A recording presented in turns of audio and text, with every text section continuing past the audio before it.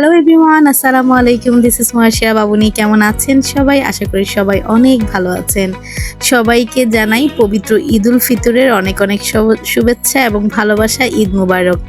আমার ঈদটা একটু বাসি হয়ে গেছে, তবে ঈদ তো সবসময় মনের মধ্যেই থাকা উচিত, তাই না? এবার একটু দেরিতে ভিডিও নিয়ে হাজির হয়ে গেলাম। অনেক দিন আমার চ্যানেলে কোনো ভিডিও যায় না, তবে ইনশাল্লাহ রেগুলার হতে পারছি না।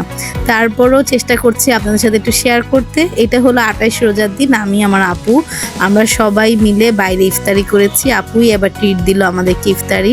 তারপর ঈদের তো কেনাকাটা আছেই। তো আমরা ধানমন্ডি আনাম র্যাঙ্কসে চলে গেছিলাম ইফতারি করতে। তো খুব মজার, এই যে আপু আমার ভাগিনা আমরা সবাই মিলে ইফতারি করলাম, খুব ভালো লাগলো।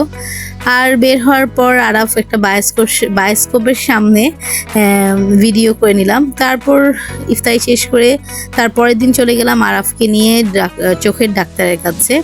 এরপর চোখের ডাক্তার শেষ করে বাসায় এসেছি। বাসায় এসেই ঈদের জন্য একটু গোছগাছ তো থাকেই সবসময়, যেহেতু এবার আমার শাশুড়ি আমেরিকায় ঈদ করতে গেছে, তো যার কারণে ঈদ মনে হচ্ছিল না। তারপরও একটু তো নিজেদের মধ্যে রাখা বা উদযাপন তো অবশ্যই করতে হবে, কারণ আমাদের মুসলমানদের এই ঈদুল ফিতর এবং ঈদুল আজহা দুইটাই আমাদের জন্য উৎসবের দিন।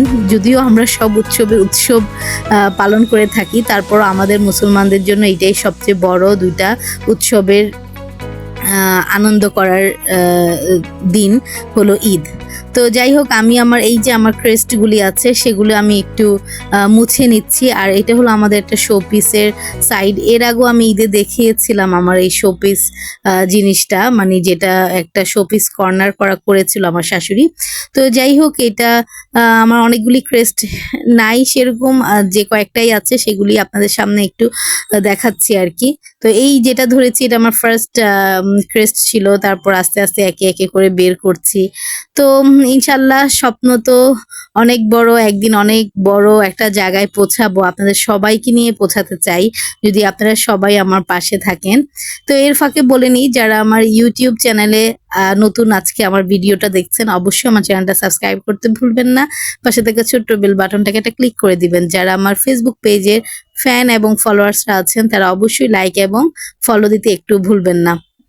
তো আমি এখানে টুকটাক কাজগুলি করছি। এবার আমি রান্নার দায়িত্ব সেরকম নিই নাই, আমার বড় যা উনি সব রান্না করেছে। আমি শুধু দুইটা আইটেম করেছি, বাকিগুলো ভাবি সব করেছে।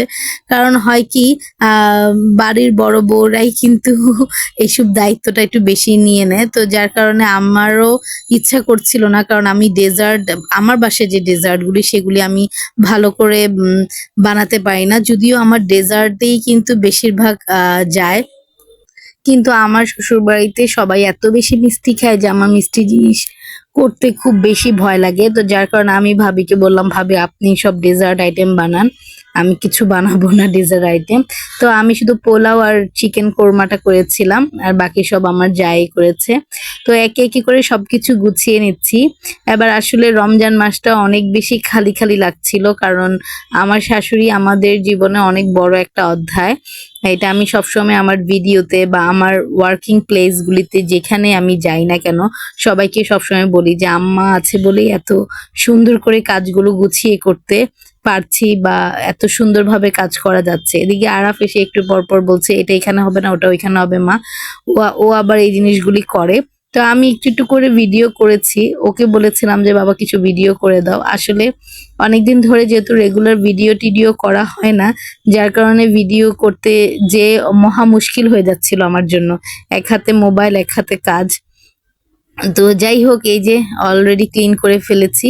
আর এখানে হলো সব দেশের কিছু প্রতীক যেগুলিকে বলে সেগুলি রাখা হয়েছে। তো আমাদের আজকে হলো লাস্ট ইফতার, তো এতদিনের ইফতার শেয়ার করি নাই।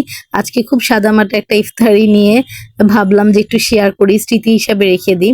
তো এগুলো হলো আরাফের ঈদের ড্রেস। তো আমি একটা করে এটা আরাফের ফুপি দিয়েছিল। তো এই যে ফুপি দিয়েছে, এটা হলো আরাফের খালামণি দিয়েছে, ওটা আমার আরাফের মামা, চাচি, দাদু। আমি এবার আরাফকে কিচ্ছু দিই নাই, একবারে বলা যায় কিছুই দেয়া হয়নি। আরাফের আসলে কিনাই হয় নাই আর কি, যেহেতু এত গিফট পেয়েছে প্রয়োজনীয় জিনিসগুলি পরবর্তীতে কিনে দিব।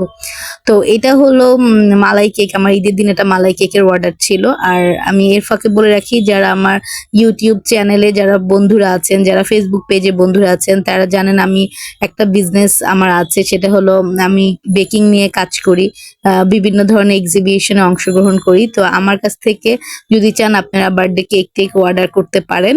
আর মালাই কেকটা আমার পেজে সিগনেচার আইটেম, এটা বললাম না ঈদের দিনেও কিন্তু গন্তব্যে পৌঁছে গেছে। এটা আমার একটা ঈদের ড্রেস, একবারই বলা যায় সিম্পল, কারণ এত বেশি গরম ছিল যে আমি ভয়েও একটা ভালো ড্রেসের মধ্যে হাত দিতে পারি নাই। আমি ঈদের আগের দিন যেয়ে একটা ড্রেস কিনে নিয়ে আসছি, যে বের তো হতে হবে বাচ্চাদেরকে, তাই একটা খুব নর্মাল একটা ড্রেস কিনে নিয়ে আসছি, কারণ অনেক বেশি গরম আর কি।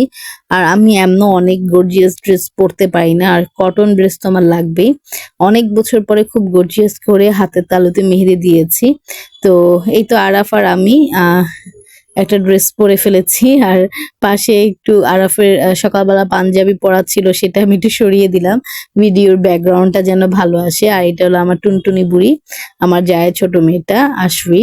তো ও হলো রেডি হয়ে গেছে, এখন ওদের কাঁধে কাঁধে ব্যাগ দেখবেন, হাতে হাতে মানি ব্যাগ, কাঁধে কাঁধে ব্যাগ, এই আর কি। আমরা চলে গেলাম আমার ফুফাতো ননদের বাসায়, ওইখানে একটু খাওয়া দাওয়া করলাম। হঠাৎ করে মোবাইলটা হাত থেকে পড়ে গেল, যার কারণে আর ভিডিওটা করতে পারিনি। আপুর নতুন ফ্ল্যাট নিয়েছে, অনেক সুন্দর করে ইন্টেরিয়র ডিজাইন করেছে। আপুর মেয়ে এটা পুরা ইন্টেরিয়র ডিজাইনটা করেছে আর কি, খুব সুন্দর লাগলো। আপুর ছোট মেয়ের খুব শখ ব্যাগ কালেকশন করার, তো ওর কিছু ব্যাগের ভিডিও আমি করেছি, আমার কাছে ভালো লাগছিল দেখতে আর কি। তো আমরা খুব এনজয় করেছিলাম, আর এখানে হলো আপুর বাসাটা পুরা দেখছিলাম, আর খুব ভালো লাগছিল আর কি। তো এটা হলো আমার ঈদের চাঁদ রাত বলেন বা ঈদের আগের দিন থেকে কিছু ভিডিও ক্লিপ আপনাদের সাথে শেয়ার করলাম। আশা করি আপনাদের খুব ভালো লেগেছে। আজকের মতন বিদায় নিচ্ছি, আল্লাহ হাফেজ।